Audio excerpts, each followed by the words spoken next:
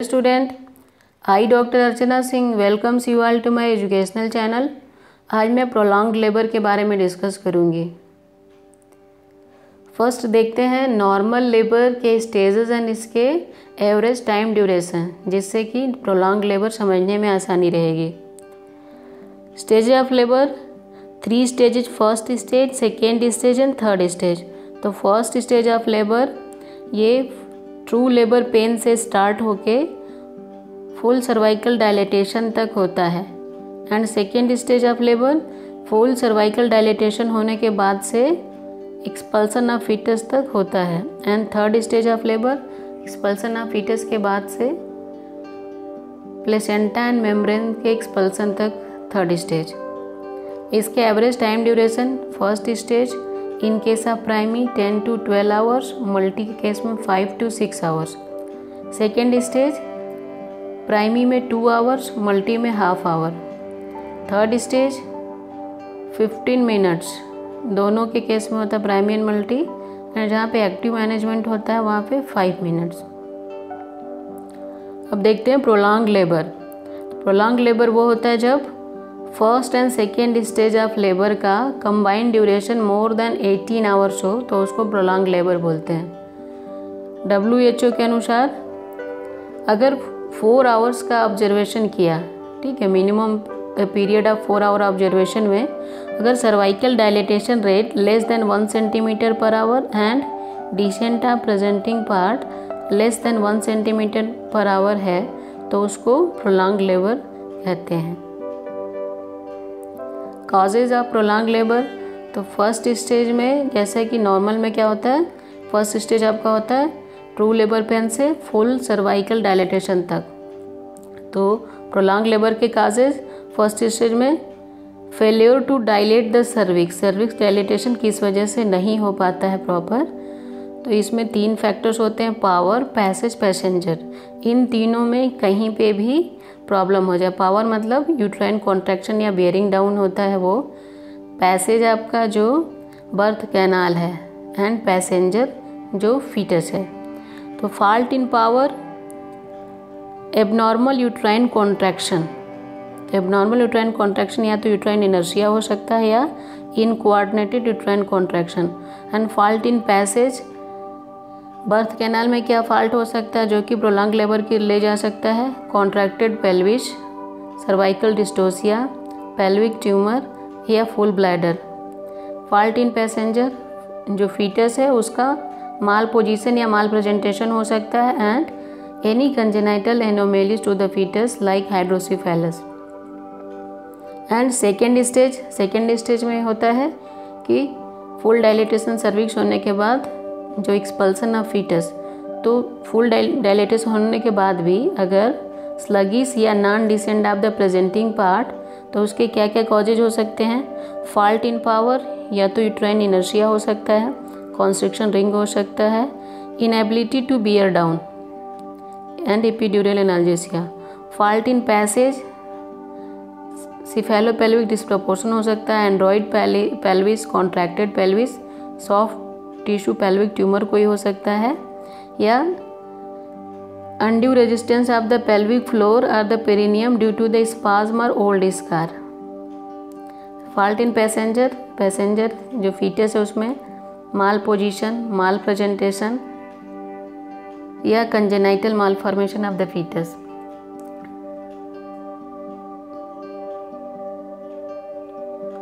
Diagnose कैसे करते हैं प्रोलॉन्ग्ड लेबर को, इसमें डायग्नोसिस करने के लिए abdominal and vaginal examination proper करेंगे to detect the cause of the prolonged labour. Prolonged labour का जो काजेज है उसको डिटेक्ट करने के लिए, एंड ड्यूरिंग वेजाइनल एग्जामिनेशन अगर a finger is accommodated between the cervix and the head during the contraction, तो पेल्विक एडिक्वेट है। एंड इंट्रानेटल इमेजिंग, अल्ट्रासोनोग्राफी हो गया, CT स्कैन, MRI, इससे भी फीटस का स्टेशन, पोजीशन, पेल्विस का साइज एंड शेप डिटरमाइन कर लेते हैं।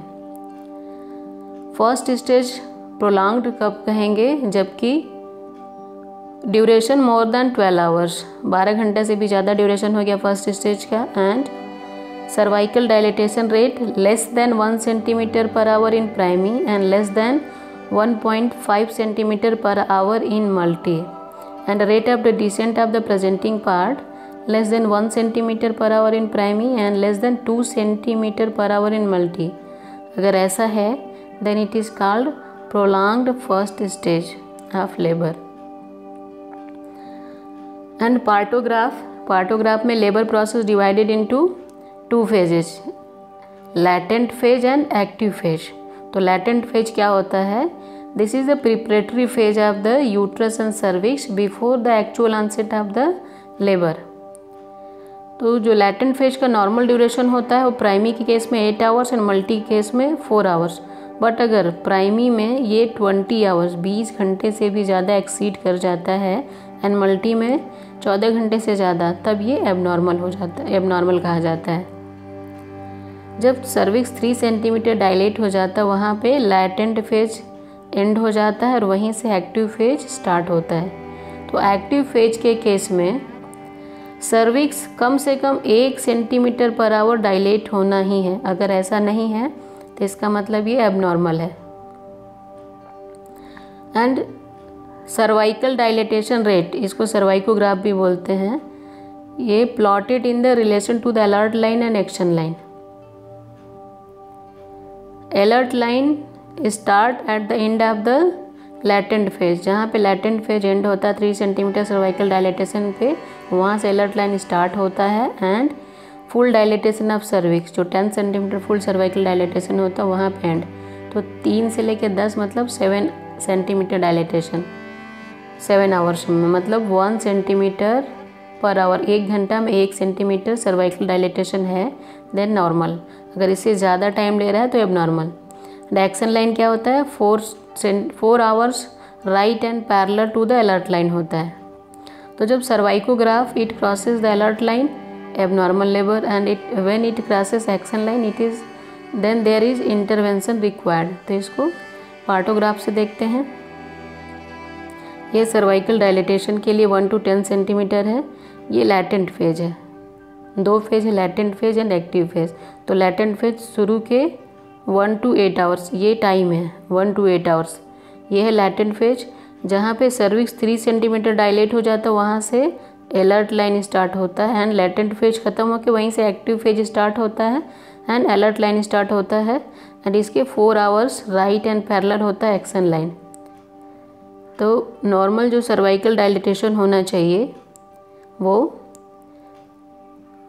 अलर्ट लाइन के लेफ़्ट में ही रहना चाहिए. अगर ऐसे जा रहा है या अलर्ट लाइन तक भी जा रहा है देन ओके. अगर अलर्ट लाइन से राइट में जा रहा है ऐसे कुछ, तो फिर इसमें एबनॉर्मलिटी है. एंड अगर ये सर्वाइकल डायलेटेशन एक्शन लाइन को भी क्रॉस कर रहा है, इधर ऐसे जा रहा है, इसका मतलब कि इंटरवेंशन आपको देखना है कि अगर नॉर्मल लेबर नहीं हो पा रहा है तो असिस्टेड वाइजाइनल या एब्डोमिनल लेबर करना है. इसमें